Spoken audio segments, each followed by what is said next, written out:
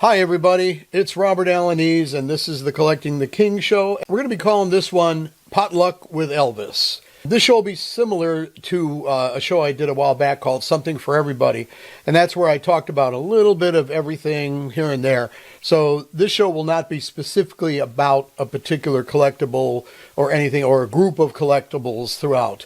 Keep with the tradition of naming an episode after a song or an album. We're calling it Potluck with Elvis, or you can call it Potluck with me. Before we begin, everybody, I just want to mention that my wife Carol is behind the camera again. Say hello, Carol. Hello. And she's not feeling very good, and so you'll hear some coughing and maybe a few things in the background. So that's just the way it's going to be for this show. The reason it's been such a long time since the last episode is because I received some fantastic news. As many of you may or may not know, in addition to being a huge Elvis fan, collector, auteur, expert, all those other things they call me in the Elvis world, and I don't want to know about the bad things they call me, but let's stick with the good ones. Outside of my Elvis world, I am also an independent filmmaker, as you may or may not know. And I have 4 films right now that are in distribution, and those happen to be Angels in Our Midst, Heavens to Betsy, Heavens to Betsy 2, and my most recent film, Honest to God, all of which can be watched on many different streaming platforms such as Amazon Prime, On Demand, YouTube, Tubi, and Freevee. Where do they come up with these names? Freevee, whatever. So the good news is this, folks. I signed a distribution deal for 5 of my earlier films, and the titles of those films are Barrymore's Dream, Barrymore's Dream 2, The Vision, Dink's Double Income, No Kids, You Don't Say, and Mind Over Mindy, which has been keeping me quite busy because I've been preparing all the files and everything to get to the distributor so that they can be all put together and put on their catalog and be ready for distribution and viewing on different streaming platforms sometime maybe by the end of spring or early July. I'm not really sure how the schedule works, but I mean, to have 9 films in distribution is huge for me, because I spent 20 years of my life working on these movies, and I only got 4 of them into distribution because those 4 were faith-based movies. The thing about it was, before I did the faith-based movies, I had done a couple horror films and some adult comedies. So I was very, very fortunate that I was able to do this and get some of my earlier films out as well. So that's what's been happening. Like I said, this is going to be potluck. I'm just going to talk about a little bit of everything. Things that have been just going on in the collector's world, things that have been going on in my mind. And I'm going to kind of voice my opinion and be quite frank about some things. So just bear with me. There's a new bootleg title almost every week. They're basically selling the covers and charging an arm and a leg for them. They slap on a great picture of Elvis on the cover, color the vinyl, change the labels, but when you get down to it, the content remains the same. To those of you who are buying them, remember one thing. You're the reason this is happening. It won't end until collectors stop buying them. They're going to continue to come out, and I'll tell you why they're coming out so fast. This goes back to the old thing about Elvis's music becoming public domain overseas. And those of you viewers from overseas already know this, that the minute it becomes public domain there, anybody can put out any material by Elvis Presley and not have to pay a dime to BMG or Sony. I'm sure this frustrates Ernst Jorgensen. I know for a fact because I remember talking to him a couple times, and he told me it was kind of irritating. There wasn't as much live material in the 60s, so the only material they could put out was whatever was available. As the years went by, every year it moves up, then that year becomes available. Like, for example, like right now, it's 2025. So that means everything that RCA had, or all of Elvis's material up to 1975, is now public domain. Well, now they're having a field day, because now they have the rights to, 5 years of concert stuff. So it's like every time I go online, there's another concert. And usually they have great looking covers and they're really impressive. And I know John usually goes nuts over those kind of things. Oh my God, did you see the cover for this one? Did you see the cover for that one? Yeah, but that's the music from a certain show that Follow That Dream already put out. Yeah, I know, but the cover's great. Well, how much is it? $45. You're going to pay $45 for a cover? I mean, that's kind of what you're doing, right? I mean, you're basically buying a picture. The quality is probably not as good as Follow That Dream. You know, a lot of the stuff they put out is remastered. I'm not 100% sure how that whole thing works, but I'm pretty sure that the bootleggers are going to go ahead, or I know I'm calling them bootleggers, but that's the only thing I can describe them as, because like I said, I'm old school. I remember when bootlegs came out in the 70s and 80s. They were bootlegs. I understand that the newer generations of Elvis collectors may enjoy, collecting these bootleg titles. And that's fine. As I've said before many, many times, whatever you want to collect whatever you want. I don't care. That's fine. God bless you. Have fun. But just be aware of what you're buying. Newly designed covers for the material that's already been released. In a way, it's a waste of money. You're basically just buying the picture on the cover, or the back cover, or whatever the design is. I mean, whatever the gimmick can be, whether it's colored vinyl, or it's, they put in a bonus picture, or a bonus this or that, or they include a CD. Oh, it's just insane. Being an old school collector like I am, it's just never ceases to amaze me about how this stuff keeps coming out and people keep paying for it. And they pay a lot of money for it. I find it amusing that eBay won't allow the sale of older bootleg LPs, yet there are hundreds of these newer ones for sale all the time. There was a time when you could go to jail for bootlegging. Whatever happened to those days? I don't know. I mean, don't get me wrong, I still love the Follow That Dream series, as you can tell behind me.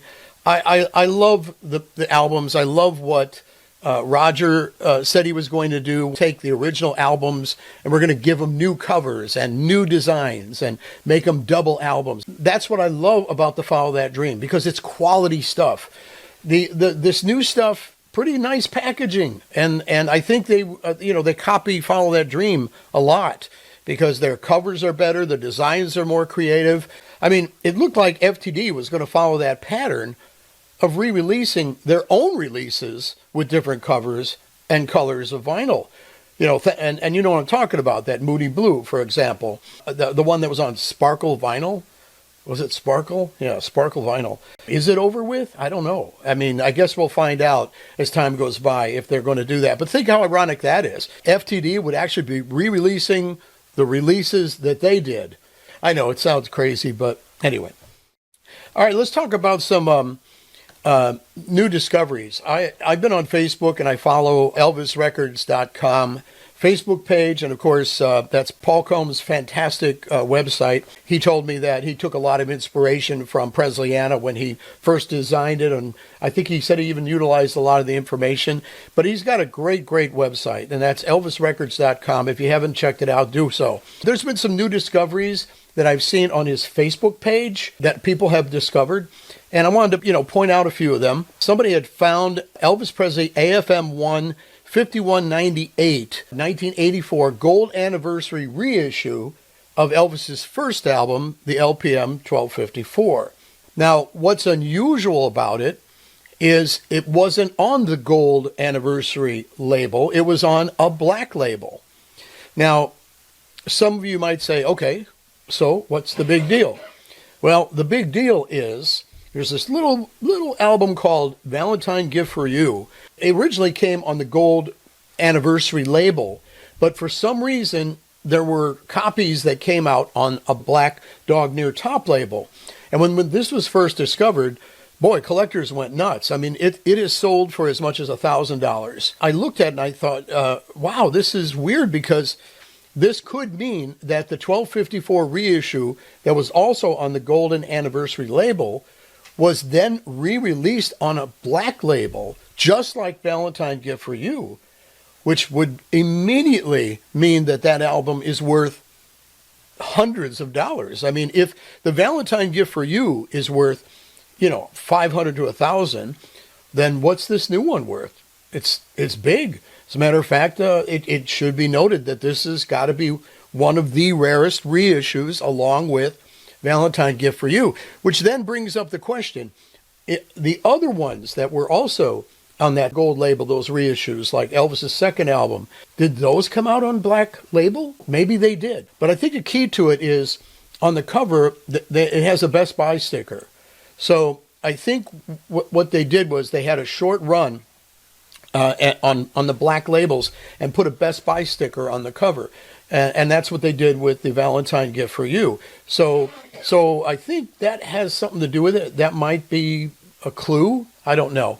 But until we find another one, I really don't know. But anyway, that was just, that blew my mind when I saw that, because that means we now have another record that's just as valuable, maybe just as valuable as the Valentine Gift for You. Also, I saw another record the other day, which was fantastic too. Somebody found a mono Dynagroove of Kissin' Cousins, the mono Dynagroove label. And those of you who are collectors know how valuable that is, because until a few years ago, we only heard of one in existence. And I think that's how we stated it in Presleyana, that there was only one. And then they said they found another one. But what was weird is one side said mono Dynagroove, and you flip it over, and then it said monaural. So, wow, you want to talk about another super rare record. That's like mega rare. You know, I don't know what's going to happen with Presleyana, but if there's ever another one, that's got to go in the book, and that's going to be way up there in value. You have one hell of a collectible there, and you better hang on to that baby, because that's going to be worth hundreds of dollars, because those mono Dynagroove Kissin' Cousins, man, I mean, I've never even seen one in the 40 something years I've been doing this. So super rare. Mono Dynagroove on one side and monaural on the flip on Kissin' Cousins. Wow. Okay, so okay, and speaking of some more things that happen related to Facebook, I'm going to bring up, you know, it's getting so hard to show the black box now because I've got all these other things in front of me.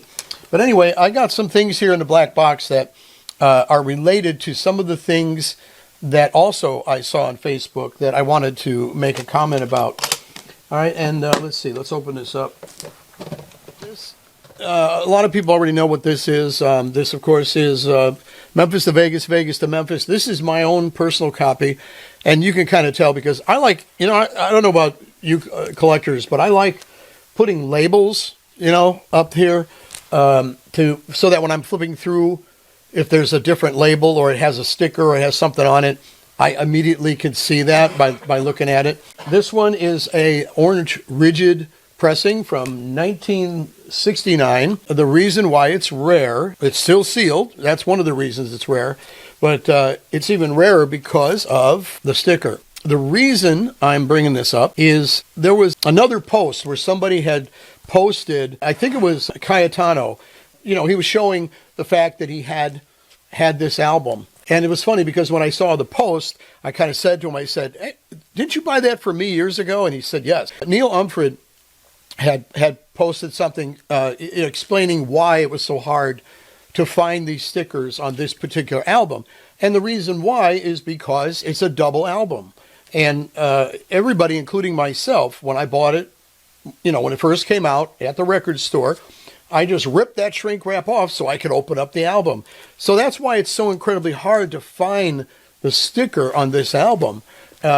You know, the movie soundtracks were easier because people sometimes didn't rip off the shrink. So the sticker stayed on the cover. But this, you had to rip off the shrink. The point I wanted to make was I always have been very concerned about copies of this album with the sticker on the front. This is why. As Neil Umford said in his post, he remembers buying it in the store, and I remember it buying it in the store too. Now, I'm from Chicago. I used to go to several record stores in Chicago, and every store I went to, every single one that had this album, that sticker was on the back, exactly like this. I have never, ever, ever seen it on the front. The only time I've ever seen it on the front is in pictures. I don't ever recall seeing it on the cover in the stores. Now, that being said, I know that this sticker had been, I'm going to use that word, bootlegged again, or I could say copied or reproduction, because there was somebody in the 90s who was doing a lot of this, and they had gotten a hold of an original copy, and they bootlegged the sticker and sold the copies with the sticker on it. So those copies are out there. I don't remember if this person put the sticker on the back. I mean, I would imagine they did, because that's where it was supposed to be, or that's where it was most commonly known to be. But every time I see one when it's on the front, I'm sorry, I just can't help but think, I don't know if that's real. I just don't know. I've just never seen it that way. So I'm not saying for sure that it never was on there. Maybe a different factory, maybe the Hollywood plant, California, maybe in New York, maybe they put it there. Those of you watching, if you remember buying it in the store, where was it when you bought it? Was it on the back or was it on the front? Anyway, that's my commentary about that. I just had to mention that because it was driving me nuts when I saw that. And there are ways to tell that this sticker is not real. But unfortunately, you almost have to have an original to be able to tell the difference, to be honest. So anyway, that's one thing. And while we're on the topic of stickers, another thing I wanted to point out from the black box, these are records in my collection, by the way. There was somebody on eBay not too long ago that was selling this album here with the sticker on it. But better yet, there was somebody on eBay selling this album with both stickers, both this sticker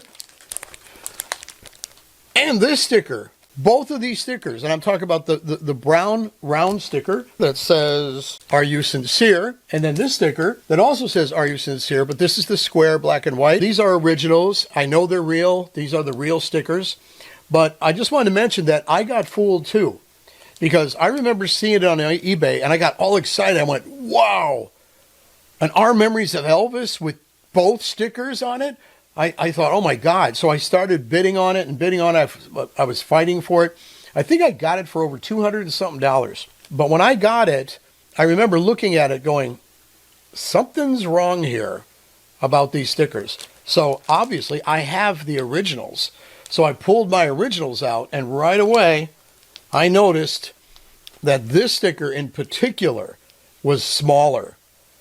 I mean, definitely smaller. And like I said, I have a picture. I'll show you how small. But it was a smaller black and white picture. And also this one, the brown sticker, was also a smaller sticker. Right away, I knew they were fake. So I emailed the guy back, or I sent him a thing through eBay, and I said, listen, these are not real. All right? I guarantee you they're not real. And I think I even sent him a picture back of showing him the album and my copy of the Are You Sincere black and white sticker. Now, he was okay. He was cool. He said, oh, I'm sorry. I got this from a factory. It was in a collection, blah, blah, blah. And I'm so sorry. And I said, yeah, well, you should know these are not real, right? So what happens? I send it back. I send it back to him. He refunds the money. And then a few months later on Facebook, there's some guy going, wow, I found 2 stickers on the Our Memories of Elvis album. Wow.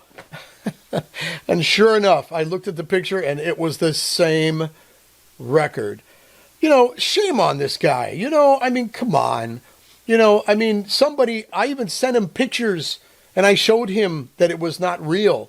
But he still went ahead and put it on there, and it sold for, I don't know, a couple more $100. I don't know. So, these stickers can get to be insane. And Our Memories of Elvis, unfortunately, like I said, there are reproductions of the stickers, but you almost have to have the other one. If in the picture that I'm showing, you'll notice that the size is different. You can kind of tell that the original is bigger. It's almost like the size of a credit card, and the other one's just a little bit smaller, and that's how you could tell that. I wanted to talk about the new album, which is behind me, so you can kind of see it. I put it up there next to the original, the American, and that's California Holiday, which is right here. That's the new FTD. Is it beautiful? Yeah. I mean, it's beautiful. And next to it, you'll see the original spin out. Of course, it's behind me here too. I'm happy about the cover. I think it looks beautiful. I think it's a great concept. I'm just a little, it's just me, folks, but I'm just a little put off by it being called California Holiday.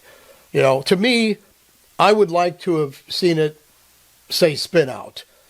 I know, but it's just me. But again, it's because I remember Roger telling me way back when Blue Hawaii came out, way back, he said, we want to redo the American albums, and we want to give them new covers, and we want to do this, that. U.S. releases.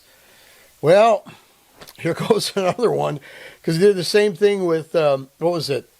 Fun in Acapulco with the lightning bolt RCA logo, which is not, you know, a U.S. logo. It's not United States. Beautiful looking cover, but it kind of goes against what Roger had told me originally. You know, if he sees this video, maybe he'll remember it differently, but that's what I remember. And I remember I was being so thrilled about how each album came out. It was always a different version of the American album. Well, you know, it's pretty close. I mean, if you look at it, you know, I mean, that cover looks pretty close to the original Spin Out, which happens to have the sticker on it. It's a beautiful picture. I mean, it's from the 45 single of, I think, All That I Am. But I don't know. Do I like it? Yes, I do. Of course I do. I think it's wonderful. It's a beautiful picture, and I think it's a really cool release. Does this mean that after they do California Holiday, when they do Harem Scarum, it's going to be Harem Holiday? How much you want to bet, right? I'll bet you any money they make it Harem Holiday, not Harem Scarum. I know there's going to be a lot of you who would just object and say, hey, I like California Holiday. Well, God bless you. This is the Sessions series. I just wanted to say real quick, both of these last two, Guitar Man and Girl Happy, they are fantastic. I have been listening to these over and over and over again. I just absolutely love these.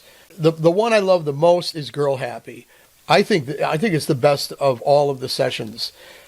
I don't know why. I think, number one, I love Girl Happy. It's one of my favorite movies. But there's something about the way Elvis is in the studio, and he's having so much fun, and he's being creative. And even though some of the songs are not the best, he's making the best of them. And I think Elvis's effort in these songs make them better songs, even though they're not all that good. But it's got some classic stuff in here. And of course, the best thing is hearing Girl Happy at its original speed. So I just wanted to say how much I really, really loved the Girl Happy sessions.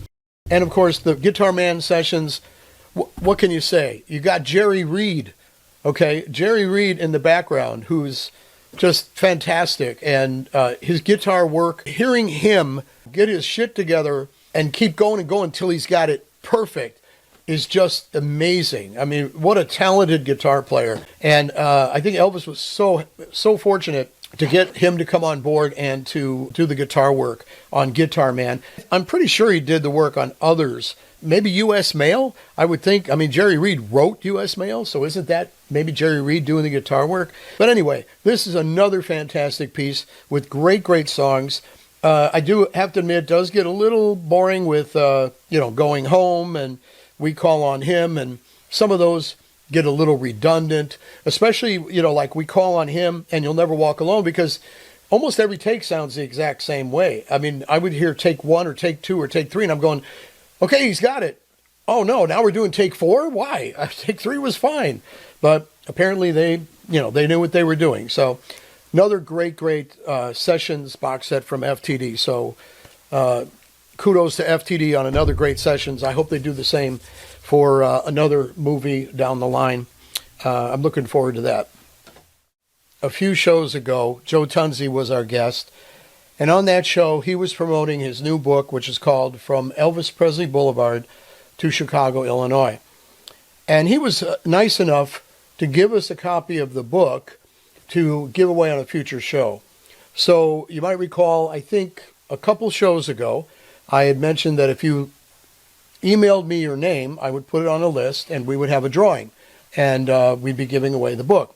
And this just happens to be the book right here. So this is the book. And what we're going to do is we are going to give it away to the people who submitted their names via email to me. And I have all the names right here so that you can see it. I have all the names right here on these cards. Okay, they're all written on the back of the cards. Okay, so what I'm going to do is, I don't have one of those machines to throw them in or bowl or anything. So what we're going to do is we're going to just act like we're in Las Vegas and these are dealer cards. Okay, so I'm going to shuffle the deck here. I was expecting a lot more cards than this, by the way, folks. But as it turns out, I didn't get that many. Well, actually I did. We got about 14. So let's see what it's going to do. So what we're going to do is this. We will...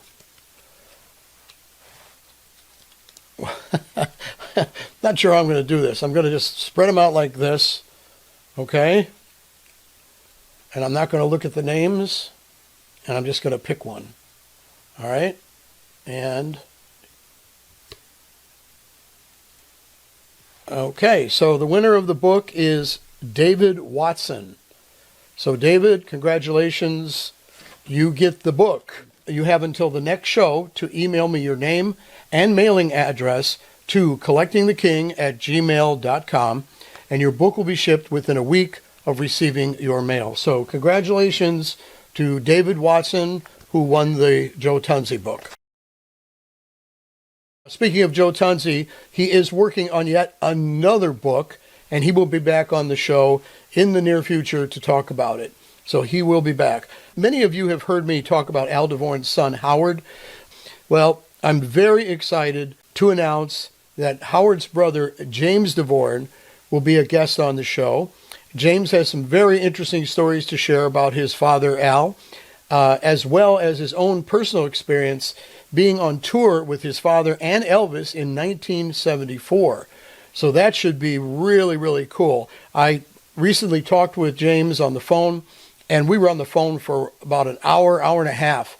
And the stuff he was telling me about being on tour with Elvis, seeing Elvis, being backstage, being at the souvenir stands with his father, being in the audience, and then talking about general history about his dad and how his dad was involved with Elvis performing in Chicago in 1957. Just some incredible stories. So I'm very, very excited to say that James DeVorn will be a guest on our show, and he has so much to talk about. I doubt very much we're going to be able to fit it into one show. We'll probably do it in 3 parts.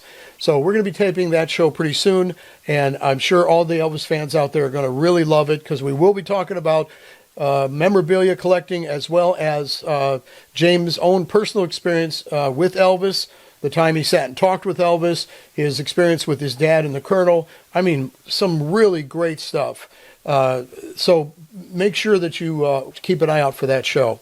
And speaking of Al DeVorn... ladies and gentlemen, Elvis has left the building. Thank you and good night. Now, I know I've said this before. I have a lot of memorabilia from the tours. I will be selling many of items from Al's personal collection on eBay in the coming weeks and months. Several of these items will be personal and historic Elvis related, as well as many original tour souvenirs, like the ones I've shown in earlier shows. So make sure you keep your eye on eBay for that. That's coming pretty soon. As a matter of fact, we are going to be selling some concert souvenir stuff in bulk, like multiple items and stuff like that, and then some rare things. So be on the lookout for that. Okay, folks, it's about time to wrap things up. But before we go, I just want to put out a special acknowledgement to Tyrone Lancaster, a good friend of mine who composed the theme to the Collecting the King show. I even pitched it to him about maybe doing a more updated version of that theme, and he said he was interested, so we'll see what happens. But I want to thank Tyrone Lancaster again for this great theme song for the opening and closing of the show that we've been using for all this time. Thanks, Tyrone. We love you, and I'm looking forward to seeing if you do another theme. That would be great. If not, I appreciate all that you did do the first time around. Thanks again. Okay, so thanks for watching, everybody. I'm Robert Alaniz. This is the Collecting the King show. and I am out of here.